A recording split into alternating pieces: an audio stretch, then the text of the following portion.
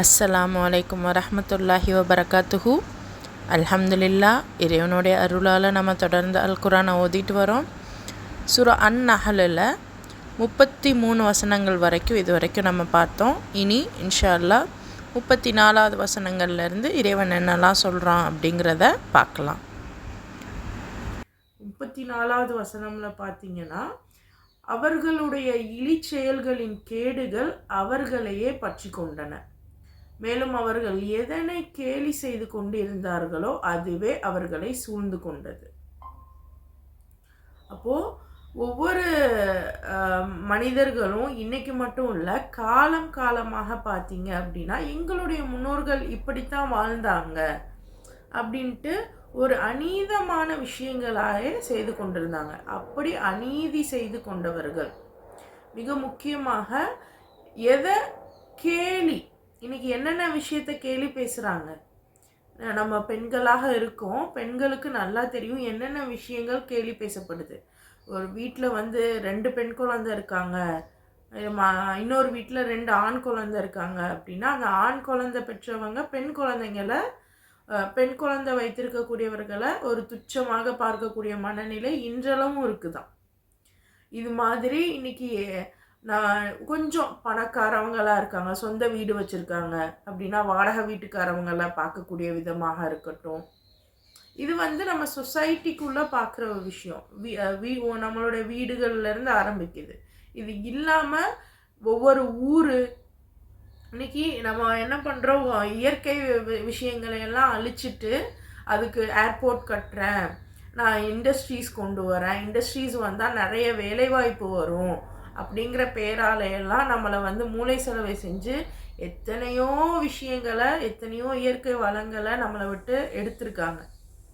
அப்போ அப்படிலாம் எடுத்துட்டு நம்மளும் அதுக்கு உடனே ஆமாம் இந்த இயற்கை வளங்கள்னால எனக்கு என்ன பிரயோஜனம், எனக்கு வேலை கிடைக்கும்ல, எங்கள் வீட்டில் உள்ளவங்களுக்கு வேலை கிடைக்கும்ல, என்னுடைய பிள்ளைகளுக்கு வேலை கிடைக்கும்ல அப்படின்னு நம்ம செஞ்ச நிறைய விஷயங்கள் இன்னைக்கு எவ்வளோ பாதகத்தை ஏற்படுத்தியிருக்கு.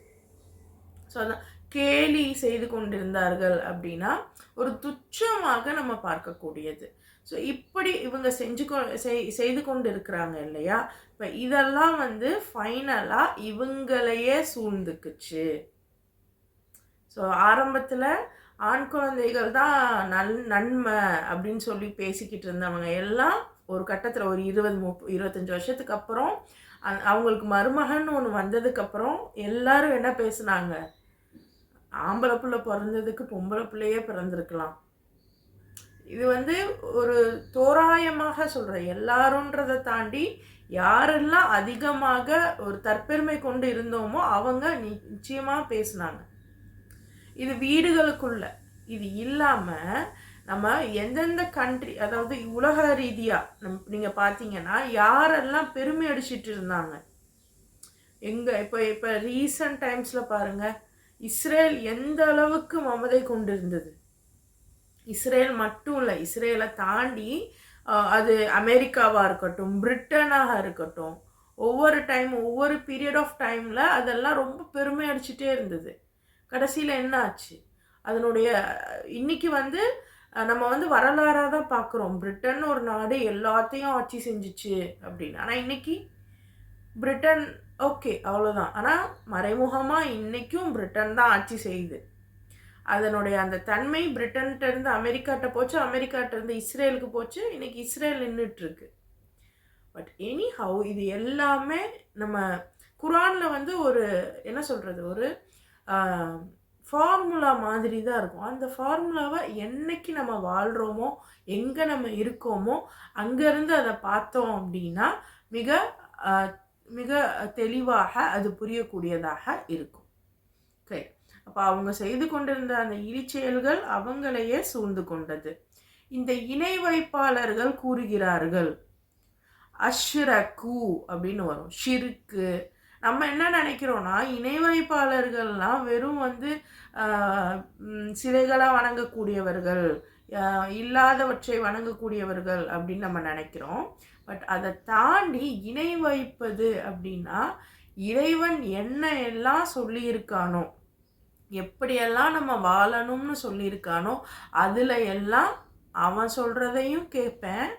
இன்னும் இந்த உலகத்தில் மற்ற தலைவர்கள்னு வந்தாங்கல்ல, இப்போ எங்கள் நபி முகமது ஸல்லல்லாஹு அலைஹி வஸல்லமாக இருக்கட்டும், அல்லது மற்ற தூதர்களாக இருக்கட்டும், இன்னும் நம்ம வரலாறுகளில் பார்க்கக்கூடிய சித்தர்களாக இருக்கட்டும், வேற யாராக இருக்கட்டும், நல்ல விஷயங்கள் சொல்லக்கூடிய எல்லாருமே வந்து இறைவனால் அனுப்பப்பட்டவர்கள் தான்.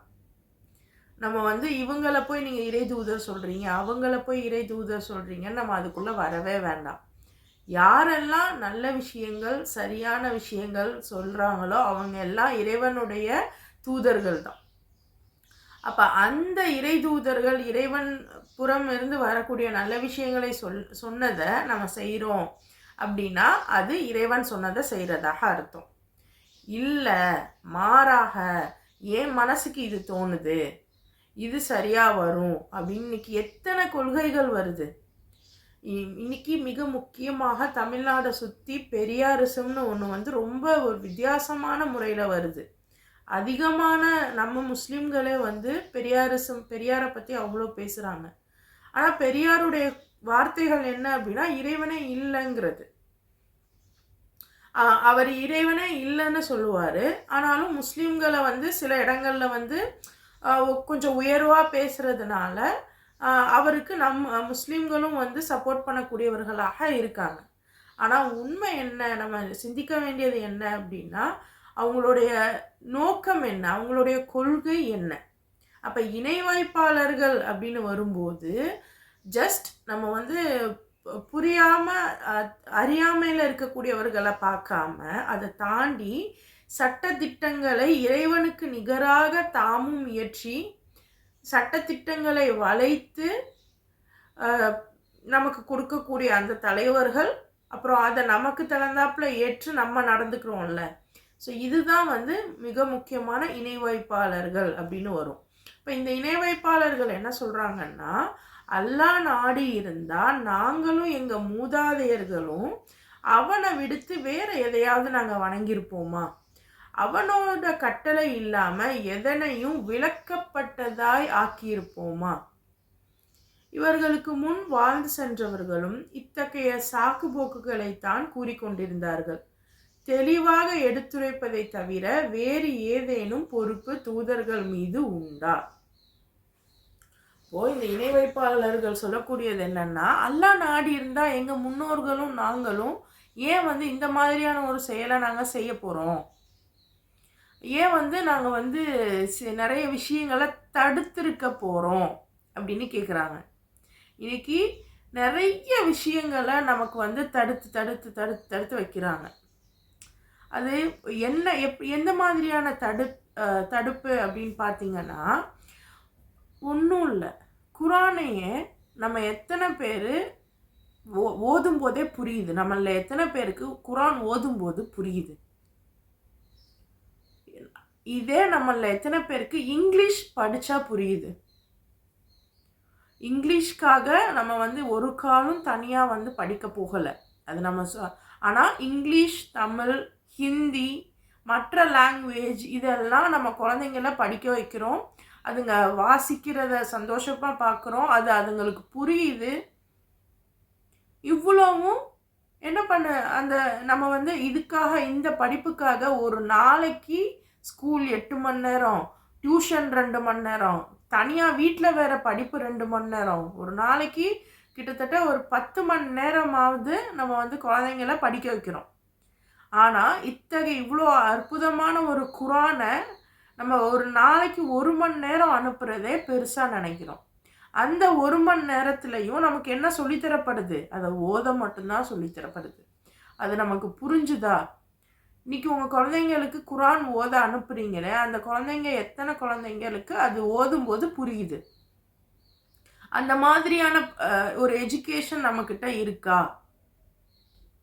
ஸோ இது கூட எங்கே நிற்கும்னு பாருங்கள். அல்லாஹ் எதுக்காக குரானை இறக்கியிருக்கான், ஆனால் நம்ம எதுக்காக பயன்படுத்துகிறோம்? அல்லாஹ் ஒவ்வொரு இடத்துலையும் சிந்திச்சு பயன்பெறுங்கன்னு சொல்லி சொல்லி நமக்கு இந்த வசனங்களை அனுப்புகிறான். ஒரு சூறால மினிமம் ஒரு 2-3 இடத்துலையாவது சிந்திப்போருக்கு இந்த அறிவுடையவருக்கு இதில் அத்தாட்சி இருக்குது அப்படின்னு சொல்லி அல்லாஹ் பேசுகிறான். அப்போ எனக்கு அறிவு வேணும், நான் சிந்திக்கணும்னா முதல்ல எனக்கு புரியணும். அப்போது எனக்கு அந்த ஒரு விஷயமே நமக்கு பேஸே நம்ம நம்ம இப்போ யோசிக்கும்போது நொறுங்கி போகுது. இது இல்லாமல் எத்தனையோ விஷயங்கள், நம்ம எப்படி தூங்கணும், எப்படி சாப்பிடணும், எப்படி பல்லு வளர்க்கணும், இதுதான் நமக்கு வந்து பேஸ்ன்னு நினச்சிட்ருக்கோம். இதில் நிறைய சுன்னத்துகளை நம்ம ஃபாலோ பண்ணிக்கிட்டே இருக்கோம், அல்ஹம்துலில்லாஹ். கூடவே சேர்த்து நம்ம எந்த மாதிரியான வார்த்தைகள் பேசணும், நம்மளுடைய மனநிலை எப்படி இருக்கணும், இதெல்லாம் நமக்கு தெரியணும்னா குர்ஆனுக்குள்ள அவ்வளோ இருக்கு. அதை நம்ம ஏன் இவ்வளோ காலம் நம்ம இதை சிந்திக்காமல் இருந்துட்டோம்? அப்போ அல்லாஹ் வந்து குர்ஆனை படித்து நீங்கள் உங்கள் வாழ்க்கையை வாழுங்கன்னு அனுப்பின இடத்துல குர்ஆனை நான் யோசிக்கவே இல்லை, குர்ஆனை நான் படிக்கவே இல்லைங்கிறது எந்த இடத்துல நம்ம வருவோம் நீங்களே ஃபிட் பண்ணி பார்த்துக்கிறேங்க, நான் சொல்லலை. அப்போது இந்த மாதிரி எங்களுக்கு அல்லாஹ் வந்து ஹிதாயத்து கொடுத்துருந்தா எங்கள் முன்னோர்கள் நாங்கள்லாம் வந்து நாங்கள் வந்து நல்ல இதிலே இருந்திருப்போம், நாங்கள் வந்து எதையுமே வந்து தடுத்துக்கிட்டு இருந்திருக்க மாட்டோம் எங்களுக்கு நாங்களே அப்படின்னு சொல்லிட்டு சொல்லுவாங்க. ஆனால் தூதர்களுக்கு எடுத்து சொல்கிறது மட்டும்தான் பொறுப்பு. நபி ஸல்லல்லாஹு அலைஹி வஸல்லம் கொண்டு வந்து குர்ஆனை கொடுத்துட்டாங்க. அண்ட் அது இல்லாமல் எத்தனையோ இளைஞர்கள், எத்தனையோ மனிதர்கள் உண்மையான இயற்கையான விஷயங்களை உங்களுக்கும் எனக்கும் வந்து சொல்லிக்கிட்டே இருக்காங்க. நம்ம வந்து அதிகமாக ஹதீஸ்களை மட்டுமே பார்க்குறோம், ஹதீஸுகளும் பயான்களும் மட்டுமே பார்க்குறோம். அதை தாண்டி உலகத்தில் என்ன நடக்குது, அதற்காக யாரெல்லாம், அதாவது நம்ம முஸ்லீம்களுக்கு மட்டும் இல்லை, பொதுவாகவே மனிதர்கள், உயிரினங்கள், இயற்கை, நல்லது கெட்டது, சரி தப்புன்னு பேசக்கூடியவர்களை கண் கொண்டு கொஞ்சம் பாருங்கள். அல்லாஹ் தான். ஏன்னா அல்லாஹ்வை பொறுத்த வரைக்கும் முஸ்லீம் ஹிந்துஸ்லாம் பாகுபாடே கிடையாது, எல்லாமே அவன் படைத்தவங்க. நம்ம வந்து இப்போ முஸ்லீமில் இறைவன், என்னை ஒரு முஸ்லீமுடைய தாய் தகப்பன்கிட்ட இறைவன் கொடுத்துருக்கான் அப்படிங்கிறதுனால என் மேலே அவனுக்கு தனிப்பட்ட பாசம்னு இல்லை.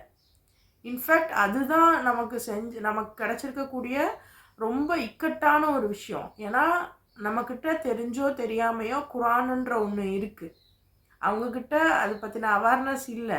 ஆனால் அவங்களே உலகத்தை பார்த்து நல்லது கெட்டதெல்லாம் புரிஞ்சு நிறைய விஷயங்களை படித்து சிந்திச்சு செயல்படுறாங்க. ஆனால் குர்ஆன் கையில் இருக்கக்கூடிய நம்ம எதை பற்றியுமே யோசிக்காத ஒரு சுயநல உலகத்துக்குள்ள சுழல்ற மாதிரியான நிலையில தான் நம்ம இருக்கோம். அப்போது இந்த மாதிரி இறைவன் நாடி இருந்தால் நாங்கள் அப்படி செஞ்சுருக்க மாட்டோம் அப்படின்னு இனிமே நம்ம சொல்ல முடியாது. ஏன்னா இன்னைக்கு இந்த வசனங்கள் நமக்கு தெளிவாக புரிஞ்சிருச்சு. அல்லாஹ் நமக்கு நம்ம கண்ணில் காமிச்சிட்டான். இந்த வசனங்களை பாருங்கள், நம்ம கண்ணில் காமிச்சிட்டான். சாக்கு போக்குகள் கூறிக்கொண்டு இருந்தாங்க உங்கள் முன்னோர்கள், அந்த மாதிரி இவங்களும் இருக்காங்க அப்படின்னா அழிவு தான். மேலும் ஒவ்வொரு சமூகத்திற்கும் ஒரு தூதரை அனுப்பினோம், அல்லாஹ்வுக்கு அடிபணியுங்கள், தாக்கூத்துக்கு அடிபணிவதை தவிர்த்து கொள்ளுங்கள் என்று அவரின் வாயிலாக எச்சரித்தோம். இந்த தாக்கூத்துகள் அப்படின்னு நம்ம பார்த்தோம்னா இதில் வந்து நிறைய விஷயங்கள் உள்ளடக்கமாக இருக்கும். மொதல் விஷயம், தாக்கூத் அப்படிங்கிறது சிலைகள் அப்படின்னு சொன்னாலும் அந்த சிலைகளுக்கு கீழே சில வேலைகள் இருந்துச்சு. அதாவது சிலைகள், சின்னங்கள், இதெல்லாம் தான் தாகூத். இப்போ இன்றைக்கும் வந்து அரசியல் அப்படின்னு பார்த்தீங்கன்னாவே சின்னம் தானே பேசுது. இப்போ ரீசெண்டாக கூட போன எலெக்ஷனில் கூட இவ்வளோ காலமாக இந்த விவசாய சின்னத்தை வந்து நாம் தமிழர் தான் வச்சிருந்துச்சு. அந்த சின்னத்தை கொண்டு போய் யார் எவருன்னே தெரியாத வேறொருத்தவங்களுக்கு கொண்டு போய் கொடுத்தாங்கல்ல. இப்போது இந்த மாதிரி ஒரு சின்னங்கள், குர்ஆனில் உள்ள சின்னத்துக்கு தாக்கூத்துக்கும் இதுக்கும் என்ன சம்பந்தம்? தாக்கூத் அப்படின்னாவே சின்னம், இந்த சிலைகள், அரசியல் தலைவர்கள் அப்படின்றத அவங்கள காரணம் காட்டி அவங்களுக்கு பின்னாடி இருந்து வேலை செய்யக்கூடிய மறைமுக ஆளுமை அப்படிங்கிறப்போ அதிகாரம் வந்து எங்களுக்கு இருக்கணும், நாங்கள் சொல்கிறத தான் நீங்கள் கேட்கணும், அப்படின்னு சொல்லக்கூடிய ஒரு கேட்டகரைஸ்டு பீப்புள் அந்த தாக்கூத்துக்கு பின்னாடி இருந்தாங்க. இப்போ இன்றைக்கும் நீங்கள்லாம் நினைப்பீங்க அரசியலமைப்பு சட்டம், இந்திய அரசியலமைப்பு சட்டத்தில் கீழே தான் நம்ம இருக்கோம். அந்த இந்திய அரசியலமைப்பு சட்டத்தை, அந்த லாஸ் அண்ட் ஆர்டர்ஸை உருவாக்குனது அண்ட் வெரிஃபை பண்ணது, இதெல்லாம் சரி இதெல்லாம் தப்பு அப்படின்னு சொன்னது, இதெல்லாம் யார் ஆத்தரைஸ்டு பண்ணது? யாரு? பிரிட்டனு. அந்த பிரிட்டனை தான் இந்தியா விட்டு போயிடுச்சுன்னு சொல்லிட்டு நம்ம சுதந்திர தினம்லாம் கொண்டாடுறோம். சுப்ஹானல்லாஹ். ஸோ இது இந்த விஷயம் உண்மையாகவே இதுவாவது இந்தியாவாவது ஒரு இஸ்லாமிய நாடு கிடையாது.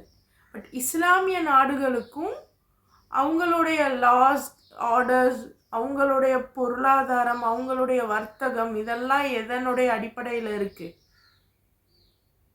பெட்ரோ டாலர் கரன்சி அப்படிங்கிறதுலாம் நமக்கு தெரியுமா? இறைவன் நம்மளுடைய பொருளாதாரத்தை எப்படி வச்சுக்கிறணும்னு சொல்லியிருக்கான். ஆனால் உண்மையிலே இன்னைக்கு பொருளாதாரம் எப்படி இருக்கு?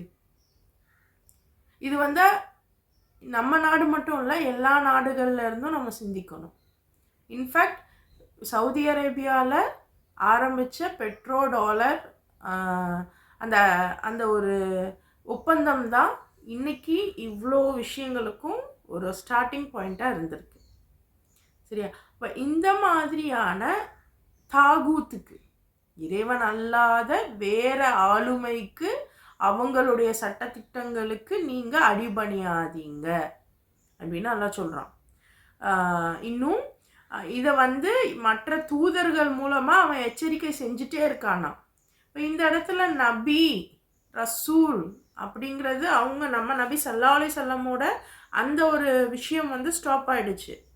ஆனால் தூதர்கள் அப்படின்னா அல்லாஹ் ஒவ்வொரு நேரத்துலையும் ஒவ்வொரு சமூகத்திலையுமே அனுப்பிட்டே இருக்கான்.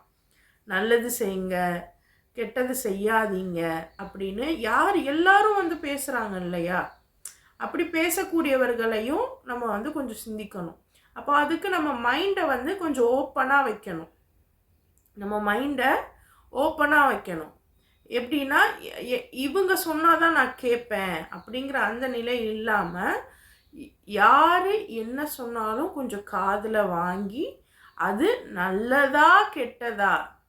நம்ம இன்னைக்கு நிறைய பேர் என்ன பண்ணுறோம் அப்படின்னா, புக்ஸ் படிக்கிறாங்க, எல்லாம் பண்ணுறாங்க, நிறைய ஆடியோஸ் கேட்குறாங்க, நிறைய ஹதீஸ் பார்க்குறாங்க.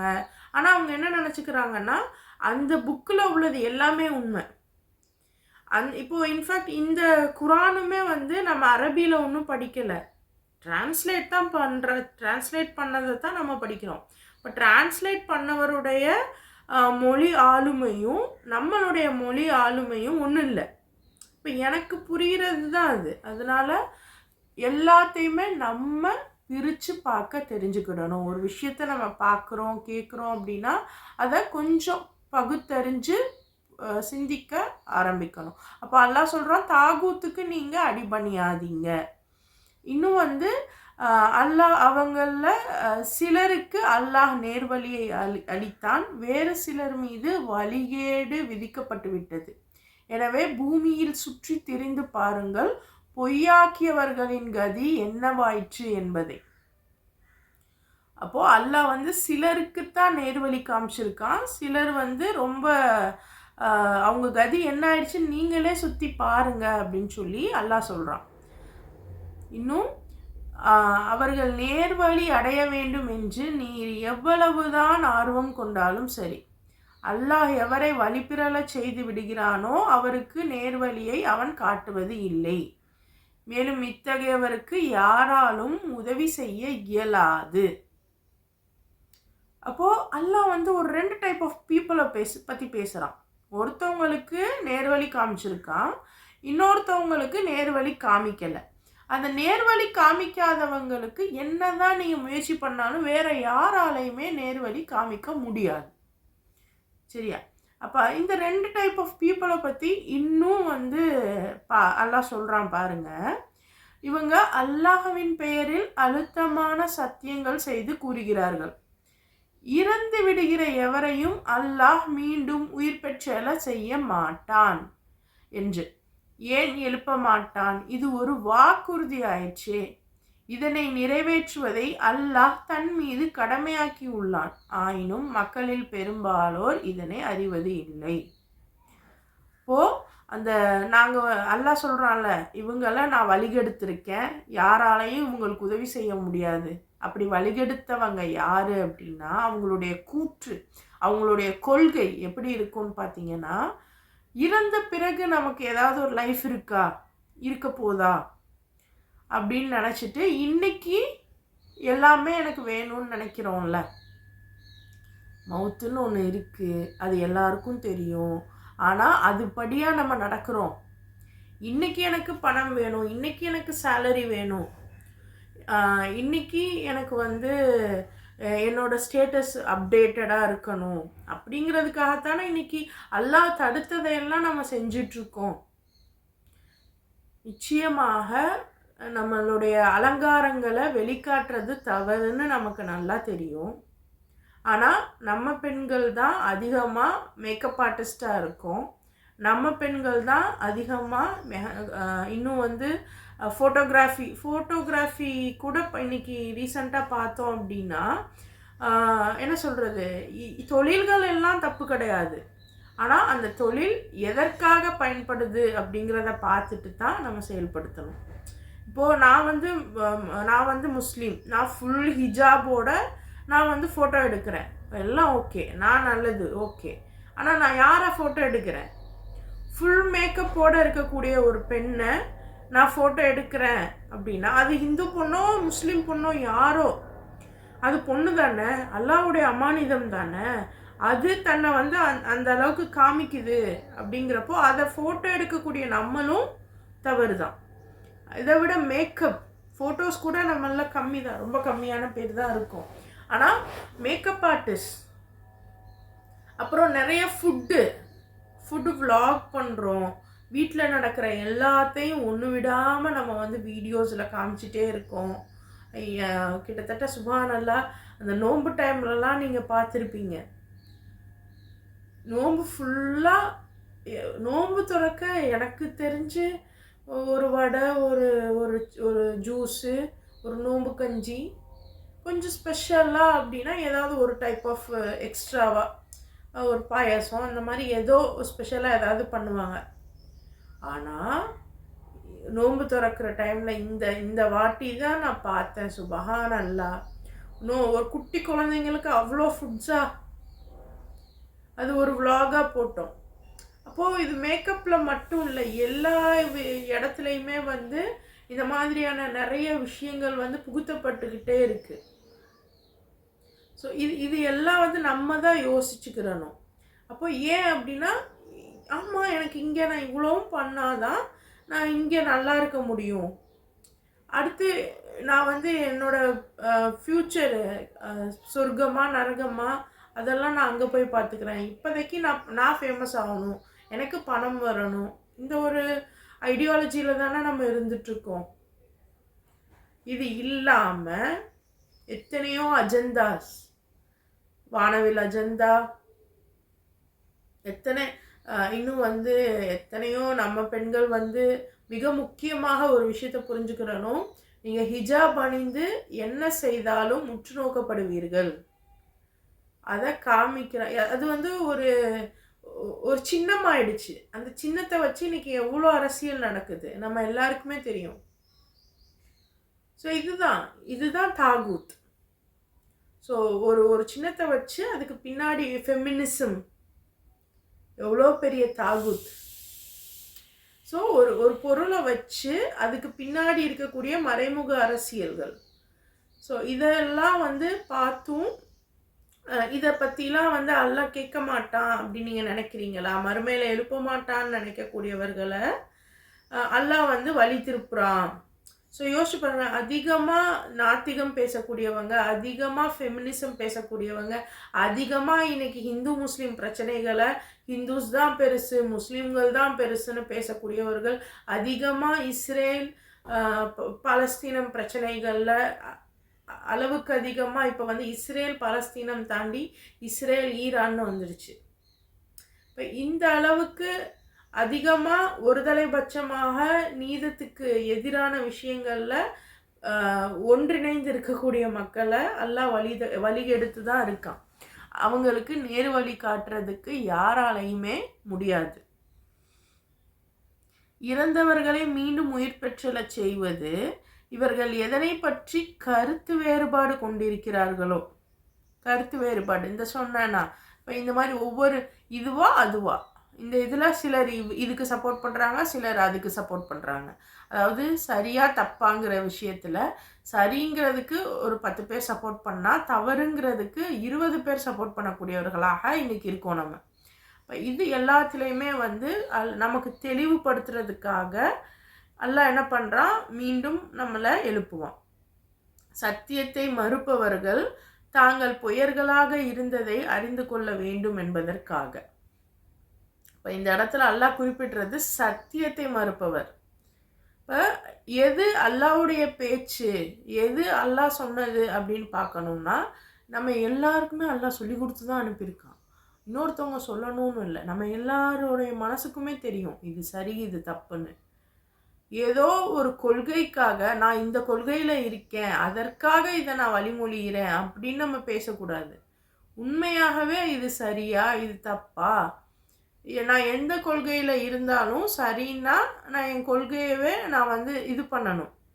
இல்லை இது சரி, நான் எதுவாக இருந்தாலும் எது சரியோ அதன் பக்கம் நான் நிற்கணும். இந்த மாதிரி ஒரு சத்தியத்தை மறுக்கிறாங்க ஏதோ ஒரு காரணத்துக்காக அப்படின்னா இவங்களை அல்லாஹ் கேள்வி கேட்பான். அவங்களுக்கு அவங்களுடைய தவறை காமிக்கணும், படம் பிடிச்சு காமிக்கணும். அதுக்காக மீண்டும் அவர்கள் எழுப்பப்படுவார்கள். இவ்வாறு எழுப்புவது சாத்தியமே. ஏன்னா ஒரு பொருளை உருவாக்க அல்லாஹ் நாடுனா அப்படின்னா குன் ஆகிடு அப்படின்னு அவன் சொல்கிறான், உடனே அது ஆகிடுது. ஒரு பொருளை க்ரியேட் பண்ணுறது ரொம்ப கஷ்டம். ஃபஸ்ட்டு ஒரு பொருளை கண்டுபிடிச்சிட்டா அதுக்கப்புறம் அதோட ஃபார்முலா வச்சு மீண்டும் மீண்டும் கண்டுபிடிச்சிடலாம். இது நம்ம எல்லாருக்கும் தெரிஞ்ச விஷயந்தான். ஒரு டிசைன் பண்ணுறது தான் கஷ்டம். அது பண்ணதுக்கப்புறம் அதை பார்த்து அதே மாதிரி அடுத்தடுத்து பண்ணிட்டு போயிட்டே இருப்போம் நம்மளே. ஆனால் படைத்த இறைவனுக்கு அது சாத்தியம் இல்லையா? அப்போது அல்லாஹ் சொல்கிறான், இது ரொம்ப எனக்கு ஈஸி தான். நான் ஒரு பொருளை உருவாக்க நினச்சேன்னா நான் ஆகிடு அப்படின்ற ஒரு வார்த்தை மட்டும்தான் சொல்லுவேன் அப்படிங்கிறான். எவர்கள் கொடுமைக்கு ஆளான பிறகு பாருங்க யாரை பற்றி அல்லாஹ் பேசுகிறான். இந்த இணை வைப்பாளர்கள்னு பேசிட்டு இணை வைப்பாளர்கள் என்ன மாதிரியான வார்த்தைகள் பேசுவாங்கன்னு சொல்லிட்டு கடைசியாக அந்த இணை வைப்பாளர்கள் கொடுமைப்படுத்தி அனுப்பிடுவாங்கலாம் அந்த அளவுக்கு. ஏன்னா அதனால தான் அல்லாஹ் அடுத்த சீக்வன்ஸில் அது சொல்கிறான். யார் கொடுமைக்கு ஆளான பிறகு அல்லாஹ்வுக்காக ஹிஜ்ரத் செய்தார்களோ அவர்களுக்கு இந்த உலகத்திலேயே நல்ல வசிப்பிடத்தை வழங்குவோம். மேலும் மறுமையின் கூலியோ அதைவிட மிகவும் மகத்தானதாகும். அவர்கள் எத்தகைய நல்ல முடிவு தங்களுக்கு காத்திருக்கிறது என்பதை அறிந்திட வேண்டுமே. அப்போ இன்னைக்கு நிறைய இனப்படுகொலைகள் எல்லா இடங்கள்லையுமே நடந்துட்டு இருக்குது. இப்போ நம்ம கண்ணுக்கு இஸ்ரேல் பலஸ்தீனம் ரொம்ப ஓப்பனாக கண்ணுக்கு தெரியுது. ஏன்னா உலக அரசியலே அதை நோக்கி தான் இருக்குது. இது இல்லாமல் சைட் பை சைடு அவங்க எத்தனையோ இனங்களை அழிச்சிருக்காங்க. நம்ம தமிழர்கள் இனப்படுகொலை 2009 நடந்துச்சு. இன்னும் இந்த சைடு பார்த்தீங்கன்னா எத்தியோப்பியா, இன்னும் ஈஜிப்தில் நிறைய அந்த சவுத் ஆஃப்ரிக்கா கீழெல்லாம் நல்ல படுகொலைகள். அமெரிக்காலாம் ஒரு இனத்தை அழிச்சிட்டு தான் அங்கே போய் உட்கார்ந்துருக்கு. அப்போது இந்த மாதிரி நம்ம நபி ஸல்லல்லாஹு அலைஹி வஸல்லம் மட்டும்தான் விரட்டி அடித்தாங்களா அப்படின்னு பார்த்தீங்கன்னா எல்லா நபிமாரையும் தான் விரட்டி அடிச்சிருக்காங்க. அப்போது இந்த மாதிரியான கொடுமைகள்லாம் யார் செய்வா அப்படின்னா முஷ்ரிக்குகள், அதாவது அந்த இணை வைப்பாளர்கள் செய்வாங்க. ஏன் செய்வாங்க? ஏன்னா அவங்களுடைய தோதுக்காக அவங்களுடைய அவங்க இஷ்டத்துக்கு சட்டங்களை வகுத்து அவங்க நல்ல சுயநலமாக இருக்கக்கூடிய சட்டங்கள் வைத்திருக்கும் போது நபிமார்களும் இன்னும் இந்த நல்லவர்களும் இன்னும் இந்த இன மக்களும் வந்து இல்லை இப்படிலாம் இருக்க முடியாது, எங்களுடைய நாங்கள் நல்லது கெட்டது பார்த்து தான் இருப்போம் அப்படின்னு சொல்லும்போது, இயற்கையை நாங்கள் இயற்கையாக பார்ப்போம் அப்படின்னு சொல்லும்போது அவங்கள விரட்டி அடிச்சுட்டு இயற்கையை நாசம் செய்துட்டு செயற்கையாக பல விஷயங்களை கொண்டு வந்து வச்சிடுறது. இன்றைக்கி அதிகமாக நான் ரீசெண்டாக பார்த்தேன் அப்படின்னா, ஒவ்வொரு வீட்லேயுமே கிட்டத்தட்ட ஒரு 2-3 வண்டி இருக்குது, 2-3 வண்டி இருக்குது, காருங்க. ஆனால் யோசிச்சு பார்க்கும்போது இயல்பாக இந்த காருங்கெல்லாம் இருக்கிறது கொஞ்சம் காலங்கள் முன்னாடி குதிரை வச்சுருப்பாங்க, கழுதை வச்சுருப்பாங்க, ஒட்டகம் வச்சுருப்பாங்க. அப்போது அதனுடைய விஷயங்கள்லாம் இருக்கும்ல. இப்போது இவங்கனால ஒட்டகத்துக்கு பிரயோஜனம் இருந்தது, ஒட்டகத்தினால இவங்களுக்கு பிரயோஜனம் இருந்தது. ஒரு மியூச்சுவலாக இறைவன் கொடுத்த விஷயத்த இன்றைக்கி நம்ம மாற்றிட்டோம். இன்றைக்கி எப்படி இருக்குது, ஒரு வண்டி, ஒரு ஒரு மெஷின்குள்ளே வந்துட்டோம். அதனால தான் நம்ம இன்றைக்கி மெஷினரி ரெவல்யூஷன், இயந்திர ரெவல்யூஷன்னு சொல்லிட்டு நம்மளுடைய வாழ்க்கையையும் இயந்திரமாக இருக்குதுன்னு சொல்லிகிட்டு இருக்கோம். அப்போது இந்த மாதிரி இன்றைக்கி எவ்வளோ இயற்கைக்கு மாறின போராட்டங்கள், இயற்கைக்காக எவ்வளோ போராட்டங்கள் நடத்தப்படுது தெரியுமா? தமிழ்நாடுக்குள்ளேயே உங்கள் வீட்டுக்கிட்டேயே ஏதாவது போராட்டம் இயற்கைக்காக நடக்குதா, மனித நேயத்துக்காக நடக்குதா? நம்ம அதிகமாக வந்து நிறைய ஷேர் பண்ணுறோம், ஃபேஸ்புக் இன்ஸ்டாகிராம்லலாம் ஷேர் பண்ணுறோம். ஆனால் நிஜத்தில் நம்ம எதுலையாவது போய் போராடுறோமா, எங்கேயாவது போய் சப்போர்ட் பண்ணுறோமா அப்படின்னா ரொம்ப குறைவு. எனக்கு தெரிஞ்சு மற்றவங்களை விட முஸ்லீம்கள் இடத்துல ரொம்ப குறைவாக நம்ம இருக்கோம்.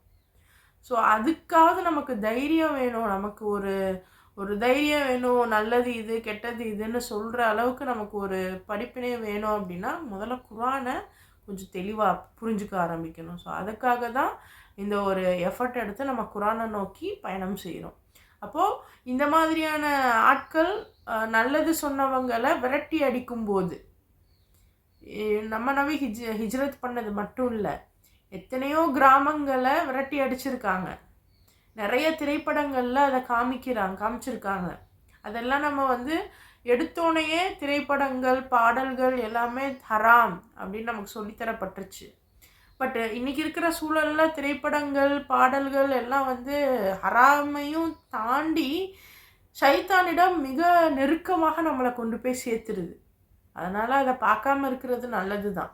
ஆனாலும் சில விஷயங்கள் என்னதான் 100 பேர் 100 விதமாக பேசினாலும் அதை ஒரு டாக்குமெண்ட்டாக அதை வீடியோவில் காமிக்கும்போது உடனே அது நம்ம மனசுக்கு பதிஞ்சிடும். அதனால தான் ஸ்கூல்லலாம் வந்து ஸ்மார்ட் கிளாஸஸ்னு ஒன்று கொண்டு வராங்க. இன்றைக்கி உங்கள் குழந்தைங்களையே நீங்கள் என்ன பண்ணுவீங்க, ஸ்மார்ட் கிளாஸ் இருக்கா, அப்போ அங்கே போய் என் பிள்ளையை சேர்ப்போம், என் பிள்ளை நல்லா படிக்கும் அப்படிங்கிற எண்ணத்தோடு தானே சிபிஎஸ்சியில் போய் சேர்க்கணும். ஸ்மார்ட் கிளாஸ் வச்சுருக்கக்கூடிய, அதாவது படமாக காமிக்கக்கூடிய கல்வியை நாடி நீங்கள் கொண்டு போய் விடுறீங்க. அப்போ குர்ஆனையும் குர்ஆனுடைய விஷயங்களையும் வந்து நம்ம வந்து அந்த மாதிரி ஒரு டாக்குமெண்ட்டாக எடுக்க தவறி இருக்கோம். அதை நம்ம ஒத்துக்கிட்டு தான் ஆகணும்.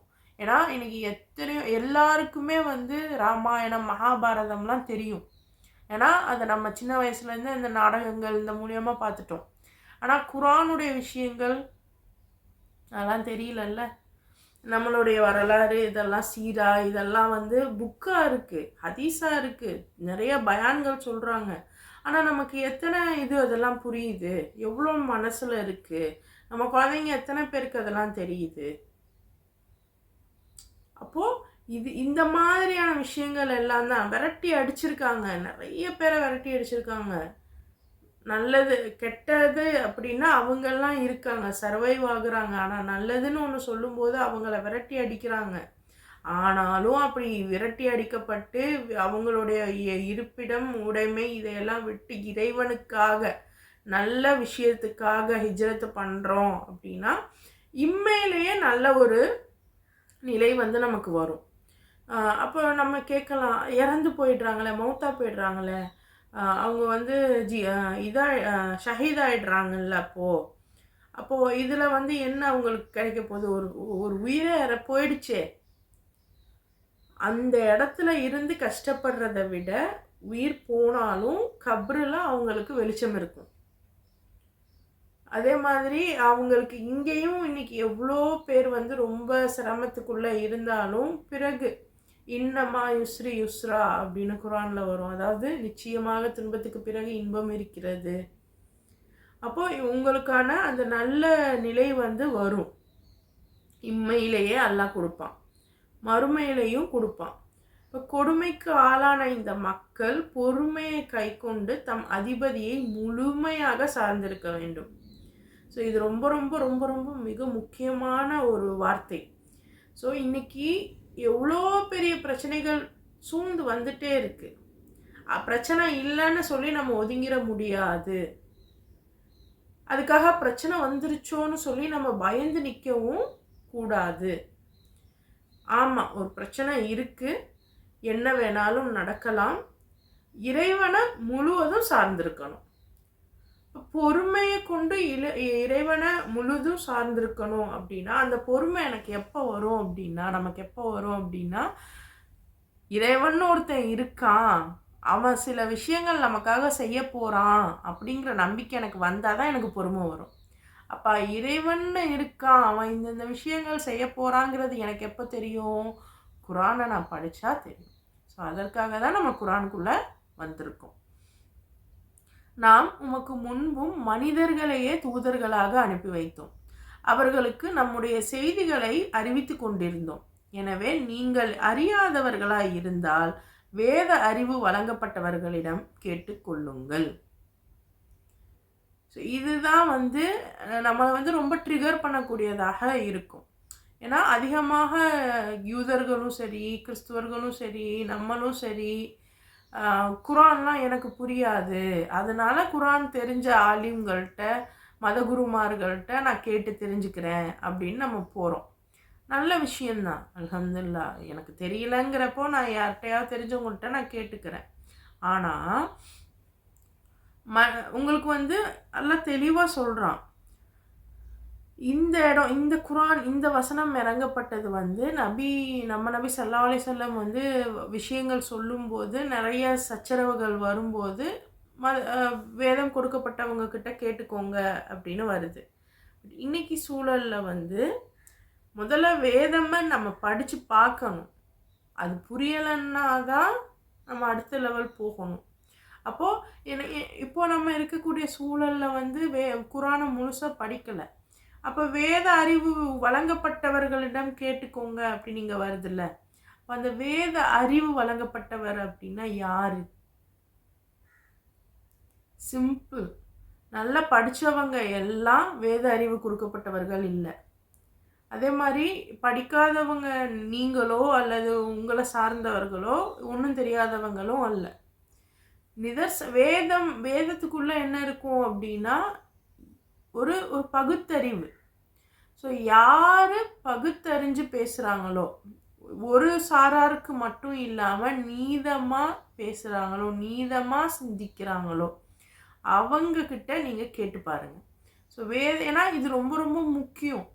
வேத அறிவு கொடுக்கப்பட்டவர்கள், ஏன்னா இன்றைக்கி நம்ம அதிகமாக அந்த வேத அறிவு கொடுக்கப்பட்டவர்களை அந்த உலமாக்களையும் இவங்களையும் நல்ல முறையில் நம்ம மதிக்கணும், நல்ல முறையில் நம்ம வந்து அவங்க பேச்சை கேட்கணும். ஆனால் அவங்க பேச்சை மட்டுமே கேட்டுட்ருக்கோம், நம்ம எதையுமே பார்க்க மாட்டோம், படிக்க மாட்டோம். குரான் ஓதுறோம், சுப்ஹானல்லாஹ், டெய்லி அழகாக ஓதுறோம், ஆனால் அதை புரிஞ்சுக்கிறோமா? முன் சென்ற தூதர்களுக்கு தெளிவான சான்றுகள் மற்றும் வேதங்களை வழங்கி அவர்களை அனுப்பி வைத்திருந்தோம். மேலும் இப்போது இந்நல்லுரையை மீது நாம் இறக்கி அருளி இருக்கிறோம். எதற்காகவெனில் மக்களுக்கு இறக்கி வைக்கப்பட்ட அறிவுரையை நீர் அவர்களுக்கு தெளிவாக எடுத்துரைக்க வேண்டும் என்பதற்காகவும், மேலும் அவர்களும் சிந்தித்து உணர வேண்டும் என்பதற்காகவும். அப்போது இவங்க முன்னாடி போனவங்களுக்கும் நம்ம நிறைய தெளிவான சான்றுகளை கொடுத்துக்கிட்டே இருந்திருக்கோம். இன்னும் இந்த நல்லுரையை இறைவன் வந்து உங்களுக்கு ஏன் இறக்கியிருக்கான் அப்படின்னா, இந்த அறிவுரையை நீங்கள் பிறருக்கு நீங்கள் தெளிவாக எடுத்து சொல்லணும். அப்போ எப்போ எடுத்து சொல்லணும்? அவங்க சுயமாக சிந்தித்து உணரணுங்கிறதுக்காக. அப்போ குரான் வந்து நம்மளை சிந்திக்க தான் சொல்லுது. இப்போ அந்த சிந்தனை எனக்கு வேணும்னா குரானை நம்ம பார்த்து ஆகணும். ஸோ நபி ஸல்லல்லாஹு அலைஹி வஸல்லமும் நம்மளை சிந்திக்க வைக்கத்தான் வந்தாங்க.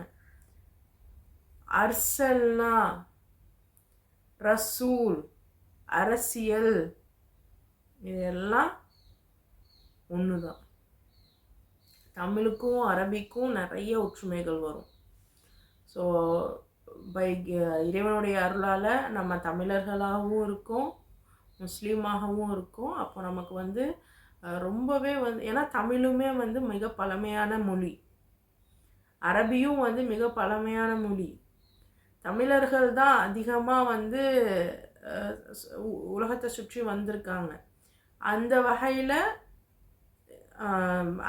சவுதி அரேபியாவும் வந்து அங்கேயே இருந்த மக்கள் இல்லை, வழிபோக்கர்கள் தான் அங்கே வந்து தங்கினாங்க.